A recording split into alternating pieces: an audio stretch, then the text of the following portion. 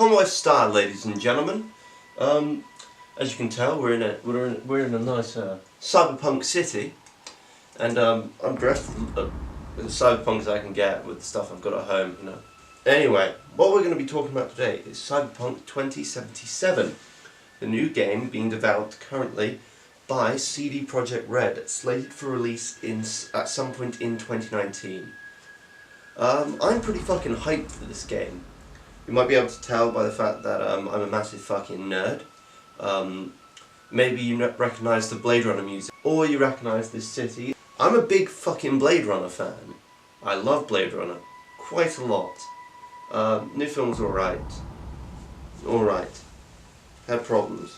A lot of problems. But it was alright. The new game is obviously set in a different time period to its original source material, which was Cyberpunk 2020. Cyberpunk 2020 was a really good tabletop RPG, which I'm actually planning a game of soon. Cyberpunk 2020 is heavily based off of the 80s view of what the future would be, rather than what a modern day perspective would be, which is what Cyberpunk 2077 is going to be based on. It's a modern day interpretation of what the future is going to be like. So, you know, could be an SJW dystopia. The fact that Cyberpunk 2077 will be based on a modern day interpretation of the future rather than the 80s interpretation of the future will be interesting to see how they're still being punk with it. A lot of the screenshots seem to still have kind of the 80s style clothing in it. So, you know, it'll be interesting to see how it turns out. What we currently know from the game is quite little, apart from the fact that they're going to be keeping all of the original roles from the original tabletop game. As you can see, we've got Rocker Boy here, which is a musical kind of character who's there to incite people into a movement, very much like the punk movement of the actual 1970s. You've got all sorts of different classes. Obviously, full list is there with their sort of roles in society, which is why they were called the roles of the meaningful classes. The point of them were they were changing the way that the people in this environment would see you and would react to your character, making the role playing a lot deeper than in a basic RPG. And honestly, in a lot of Dungeons and Dragons, where you've got the very basic chaotic, neutral, and lawful good, neutral, and evil system. At this point, the game's only really had one proper trailer put out for it, which was the announcement trailer back in 2013. That means, at a bare minimum, this game has been in development for 5 years. That's the same amount of time it took to make GTA 5. It'll be interesting to see what they come out with, especially since these guys behind The Witcher 3 are really good RPG. I'm not going to say it's the best ever made, but it's a good fucking RPG. Here's a quick list of all the different classes. Obviously, we've already covered Rocker Boy here.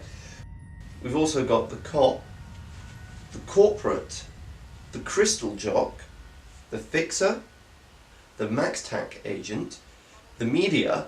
Media seems like an interesting one.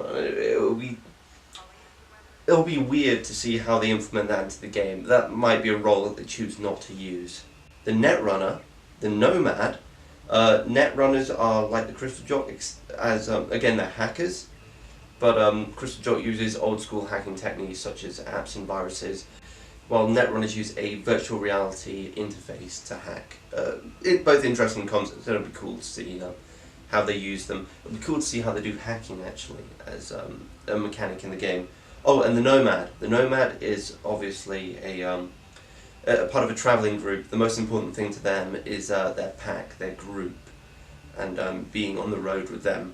They never really settle for too long. Again, an interesting character trait. It'll be strange to see how they implement. Oh, sorry, not strange. It'll be interesting again to see how they implement that into the game. Next, we have the Panzer Boy, which is essentially a high-tech smuggler. Again, that would be fucking cool to see. Slight tangent, I bought into Star Citizen early on so that I could actually have my own smuggling ship, because I wanted to pretend like I was Malcolm Reynolds or fucking Han Solo, you know. Cool motherfucking smugglers. Next we have the Solo. That's a kind of mercenary, hitman for hire sort of character. I think most of the others are quite all of them are kind of self-explanatory in their names. When you say the cop, you know for a fact they're a police officer. They hunt for justice. When you say the corporate suits, that they own a business, they are a corporate character. Be interested to see how they implement that. Here's looking at you, CD Projekt Red. Let's see how you implement it. I want to see. Please be good. I have so much faith in you. Please be good. And finally, the Techie. The Techie as a character is a renegade mechanic and technician. Obviously, all the images that I've used there are directly from the Cyberpunk wiki. I'll have links to each of those different character articles down in the description, as well as links to a big fucking reservation of mine. They talked about having multiplayer in the game. I don't want multiplayer in an RPG. I didn't buy Elder Scrolls Online. I'm not buying Cyberpunk Online. I want Cyberpunk 2077, a good single-player RPG. If it's got multiplayer, maybe co-op. Maybe co-op at some points. Saints Row 2 was good with co-op. But I don't want too much co-op because then it would feel kind of fucky. It would feel like, oh, you're now playing co-op?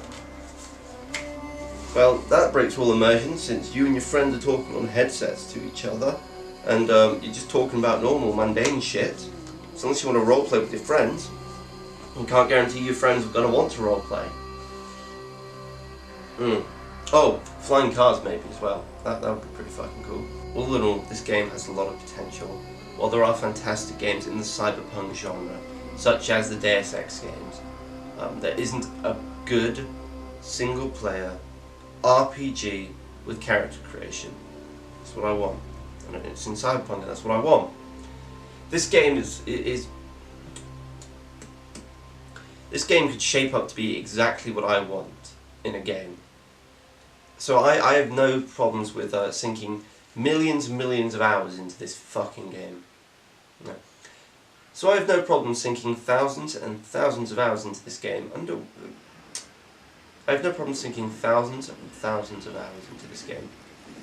With one caveat, under one condition. Do a good fucking job.